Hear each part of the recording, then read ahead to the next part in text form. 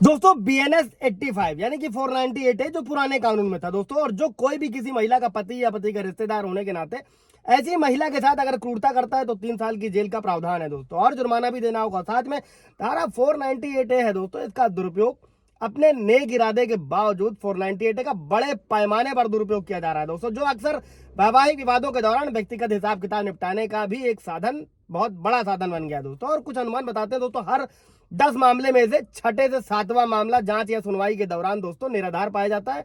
हम लोग के भी कई सारे क्लाइंट रहते हैं तो आए दिन देखने को मिलता है, और इससे अभियुक्तों और उनके परिवार को अक्सर सामाजिक बहिष्कार, मानसिक आघात का सामना करना पड़ता है। चूंकि कानूनी प्रक्रिया लंबी होती है, जो तनावपूर्ण हो सकती है, जिसमें कई बार कोर्ट में पेश होना है, कानूनी खर्च, ये सब कुछ शामिल होता है दोस्तों। और आरोप अभियुक्तों के पेशेवर जीवन को भी प्रभावित करता है दोस्तों, नौकरी छूट सकती है और तमाम तरीके के मानसिक उत्पीड़न। ऐसे मामलों में अक्सर पारिवारिक रिश्तों को अपूर्णीय क्षति पहुंचती है दोस्तों। और दुरुपयोग की संभावना को पहचानते हुए भारत के सुप्रीम कोर्ट ने कई बार अभियुक्तों के अधिकारों की रक्षा के लिए कई सारे बड़े दिशा निर्देश जारी किए हैं दोस्तों। आज इस वीडियो में हम लोग दो जजमेंट के थ्रू समझेंगे दोस्तों 498 और 85 प्रक्रिया में पतियों के बचाव के लिए क्या है, उनके लिए क्या दिशा निर्देश है दोस्तों। जय हिंद, नमस्कार, मैं एडवोकेट आशीष मिश्रा।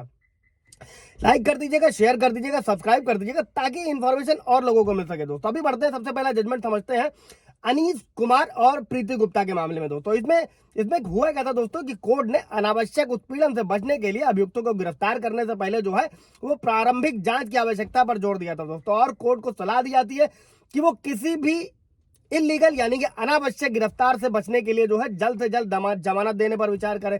और सुप्रीम कोर्ट ने यह साफ किया था कि जब तक परिवार के सदस्यों के खिलाफ स्पष्ट सबूत ना हो दोस्तों तो उन्हें मामले में नहीं फंसाया जाना चाहिए। और कोर्ट ने यह भी नोट किया कि बिना वैध कारणों के काफी देर के बाद अगर FIR दर्ज कराई जा रही है तो उसको भी संदेह की दृष्टि से देखा जा सकता है। मतलब बहुत टाइम बाद, शादी के बाद या फिर तलाक के बाद गए जो है 498 की FIR लिखा दी दोस्तों। अगला केस जजमेंट क्या है, अचिन गुप्ता का केस है दोस्तों, इसको भी समझ लेते हैं। जिसमें हुआ क्या था, अचिन गुप्ता और उनकी पत्नी की शादी 2008 में हुई थी और इन वर्षों में उनके रिश्ते खराब हुए तो क्या हुआ, जिसके विवाद के चढ़ते 2021 में जो है पत्नी ने जो है धारा 498 के तहत FIR दर्ज करा दी दोस्तों। और जिसमें आरोप लगाया कि पति और उसके परिवार ने दहेज की मांग करी है, एज यूजुअल जो हमेशा होता है, और उसके साथ क्रूरता करी गई। अब FIR में क्या था, मानसिक और शारीरिक उत्पीड़न, दहेज की मांग और उसके पति और उसके परिवार के सदस्यों द्वारा पत्नी का वेतन गलत तरीके से रोकने के लिए, ये सारे आरोप शामिल थे दोस्तों। और पुलिस ने क्या किया, जांच में ये निष्कर्ष निकाला कि केवल पति ही दोषी था दोस्तों, जबकि परिवार के अन्य सदस्यों के खिलाफ जो आरोप थे वो निराधार पाए गए थे। और अचिन गुप्ता ने आपराधिक प्रक्रिया यानी कि जो CRPC 482 है दोस्तों, जो अभी नए कानून में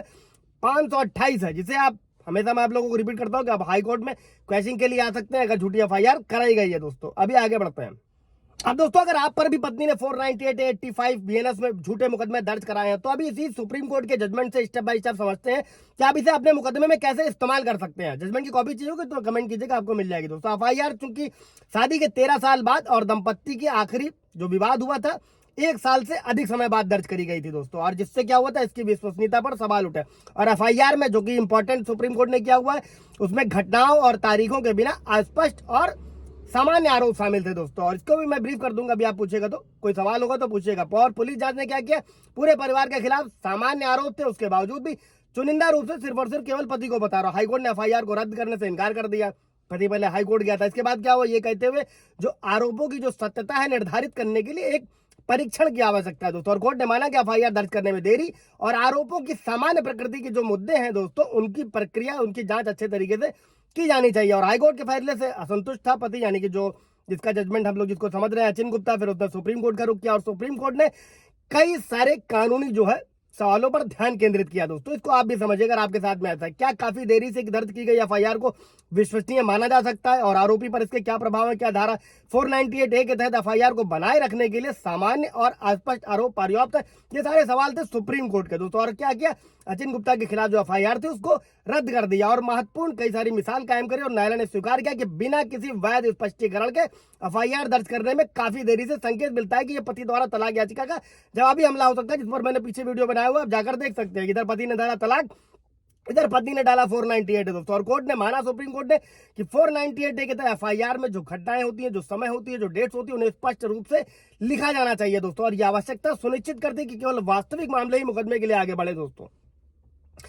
सुप्रीम कोर्ट ने यह साफ किया हुआ है दोस्तों कि या तो सबूत होने पर भी परिवार के सदस्यों को फंसाया जाना, या अगर कोई सबूत नहीं है तो किसी को भी नहीं दोस्तों। और अभी मैंने एक वीडियो भी बनाया था, आप जाकर देख सकते हैं जो इस पर रिलेटेड है कि अगर बिना सबूत के पुलिस आगे जा ही नहीं सकती, मजिस्ट्रेट में कोर्ट में पेश करने से पहले सबूत होना जरूरी होता है दोस्तों। ये सारे तरीके हैं दोस्तों, प्रथम दृष्टया मामला बनता है कि नहीं बनता है, डेट, तिथि, तारीख, ये सब अपने केस में आप देख सकते हैं और सुप्रीम कोर्ट की जजमेंट लगा सकते हैं दोस्तों। कोई सवाल जवाब होगा तो पूछिएगा। Thank you.